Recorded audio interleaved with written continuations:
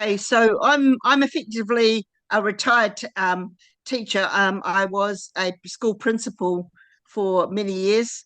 I teach primary school.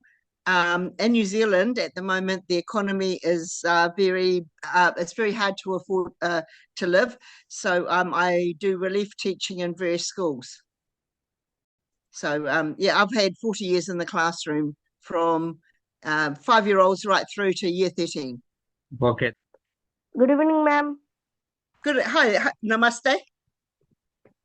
Namaste, ma'am. My name is Maheshwar. I am an eighth grader from GPHS Penmarka. I would like to ask a question. Yes, what's your question? My question is, could you please explain the process of becoming a teacher in your country? What kind of tests do they need to qualify while continuing their job either in public school teacher or private school teacher? Okay, so in New Zealand, you have to go to year 13 in the high school, which is our final year. Then you go to university, and you have to do a bachelor's degree of 4 years. And then you get a placement for 2 years with a mentor teacher within the school, and then you get a certificate to say that you can teach. So it's quite a prolonged training. There is another way around it. Some people do a degree at university, a 3-year degree, and then 1 year diploma in teaching. They can do that online, and then they can go into the classroom. But that's not such a good pathway.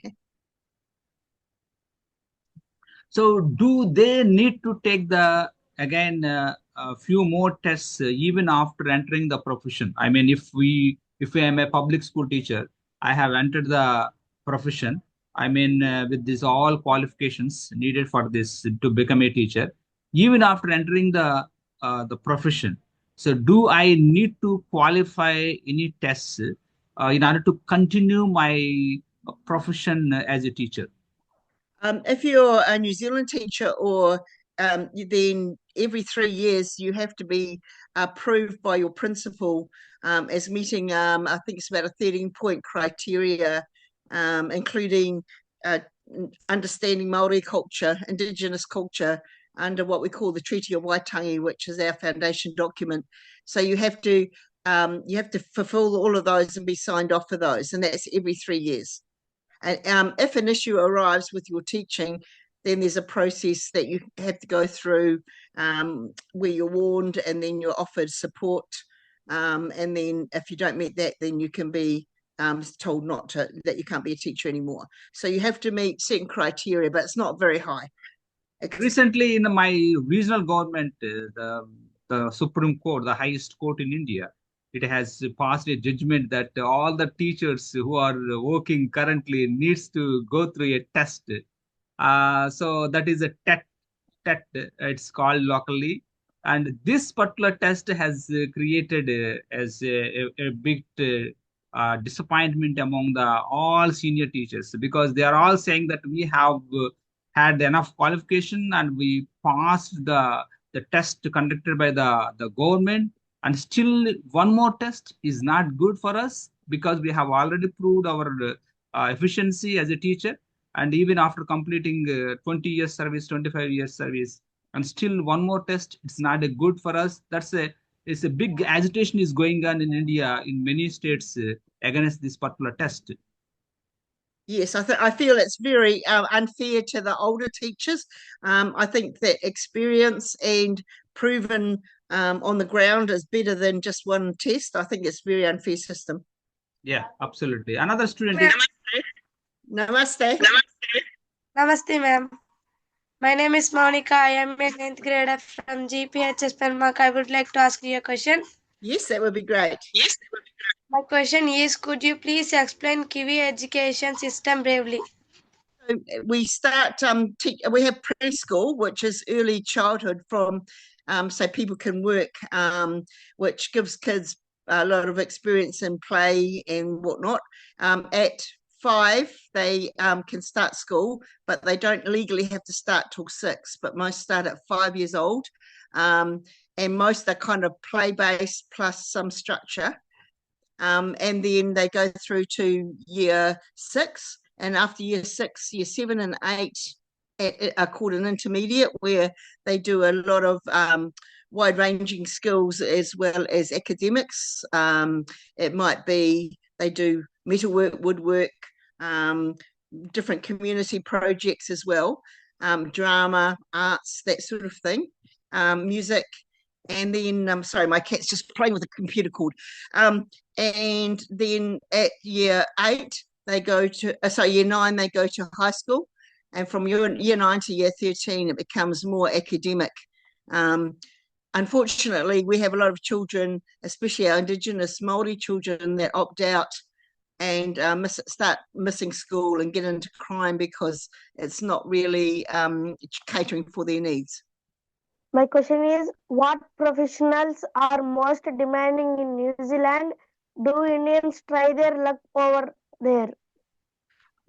Okay, you might be surprised, but trades actually are the easiest ones to get into New Zealand on, like chef, cooking. If you meet the criteria, because hospitality is a big thing, and we're quite short of good chefs.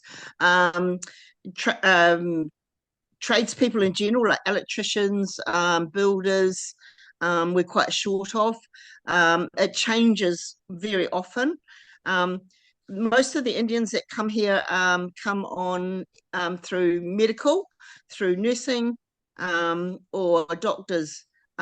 My son hired 30 Indian nurses for his firm. They had to do a training course, which was funded when they arrived. Unfortunately, their firm treated them really well, but when they went to try and get jobs in hospitals, there was quite a bit of racism against them. So, yeah, that's one of the things in New Zealand. We do have quite a bit of racism, even though we have a large Indian population.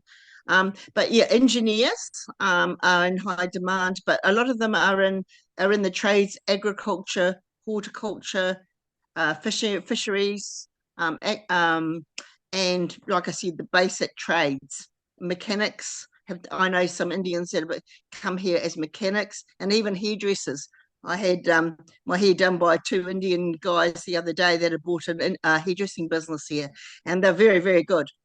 So yeah. So one of the things about coming to a different country is you have to look at what they'll only accept you on if you meet the qualifications, and we are low in trades, like I said, and yeah, engineers, medical. Doctors have to sit and nurses have to sit a special exam here and do extra training. So we have some doctors who are were highly trained Indian doctors working as caregivers, washing old people and looking after old people, because they have to pass an exam, a much higher level exam than in India, unfortunately. So I can't hear you, Harry. Jenny, thank you so much. Actually, I heard that, I think from you, I think I heard about this. The caretakers are also are on demand in your country. I mean, the age-old population in New Zealand requires some people who supports them to eat the food, to take the walk or something like that. So the caretakers are also on demand. Do you think the caretakers, especially from the Indian background, can fancy their chances in New Zealand? Yeah, basically they would have been better to apply straight after COVID, because that's when we were short. But they're actually quite well paid. They're paid almost as good as teachers at the higher level caregivers. And yeah, and they can do different shifts. So yes, there's definitely a demand, but they have to have some medical background, like being nurse trained and whatnot. But a lot of the Indian nurses who came out are now working in care homes as nurses, but because they couldn't get jobs in the hospitals. Yeah. So what kind of schools are popular in New Zealand, public or private? Well, if you can afford private, they're very expensive. My son got a scholarship into a private school, and that was also based because I was a solo mother with 3 children. But the private schools do a better job. We also have a lot of religious schools, So we have Catholic schools and Anglican schools, different, and also we have charter schools. The government lately has opened quite a few charter schools. There's specific schools for different types of learning, and they seem to be doing quite well. But the public schools have got a big problem with some of the behaviour of the students, because all our special needs kids are all put into normal classrooms. So you might be teaching and you might have autistic kids screaming in the background and running around and stuff, and that's not the best. They closed a lot of these special schools, which was a mistake in my opinion. And if you combine the students with special needs with the other students, I think it is quite challenging for the teacher to deal with them. In fact, it is worst thing that a teacher can do with the students. Yeah, we have that major problem that the government doesn't put enough funding in for teacher aides and things, and some of these kids are quite violent, especially as they get older and stronger. I've been attacked about 5 times while I've been teaching. Even recently, I had a 5-year-old boy punch me in the head. Because I was just relieving in the classroom, they didn't tell me, so it can be quite tough. Yeah. Question: how are the teachers supported in your country in professional development? Not very well at the moment. We've just had a big strike of nurses, doctors, and teachers to try and get more money, because we're not paid and we're not treated with as much respect as we feel that we're. Because they're asking us to do more and more and more, and yeah, that you couldn't live in Auckland, in our main city, on a teacher's salary because it's too expensive. The houses there maybe average is about $1 million New Zealand dollars, and teachers just can't afford it. So they're asking for, the government's offered 1% pay rise, and we need at least 4 or 5% to make it worthwhile. But it's still a good living. Like where I live, I've managed to save up on my own and put 3 kids through university, and I live in a 4-bedroom, quite flash house. So it's a very good career, but it's got its downside if you live in the big cities. Okay, that means my last question: what are the best practices that you have noticed in New Zealand that can be modeled to the other schools across the globe?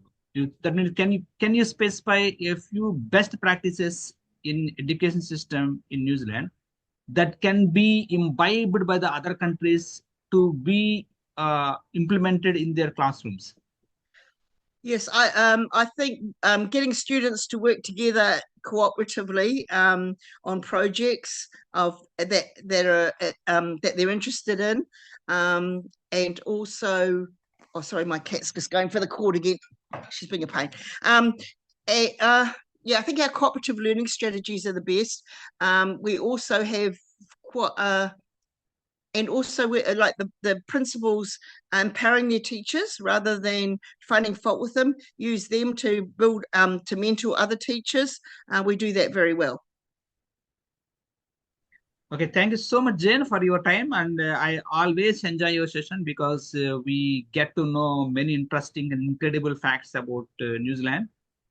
Is it possible for my students and for me to take a quick glance outside your room? At the moment, it's 17 degrees. I'll take you to the back.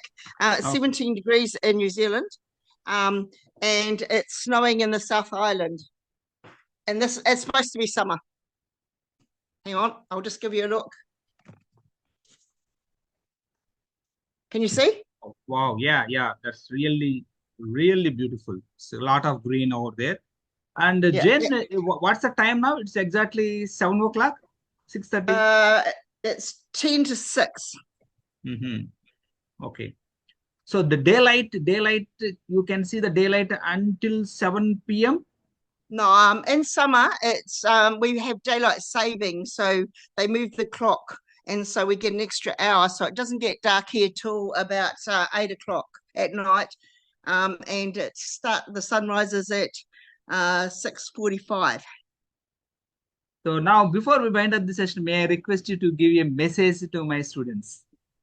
Yes, I think the main thing with you guys is to keep working as hard as you can, and work for your country. Your country is really it's important that you give your best back to the country for what they give to you. And just be a kind person, and everyone wants kindness and gratitude and peace around the world. We have enough of the Trumps of this world causing issues, and just be yourselves, but do the best and believe in yourself. In New Zealand, I love teaching the Indian children. I'm very popular with the Indian families. They always come to me when I'm teaching. They're delightful students because you value family, which is really important. Don't spoil your boys too much if you ever have boys, because one problem we have with Indian boys is that sometimes they're treated like princes and the poor girls suffer. So value both the girls and the boys for what they have, and just be a kind person.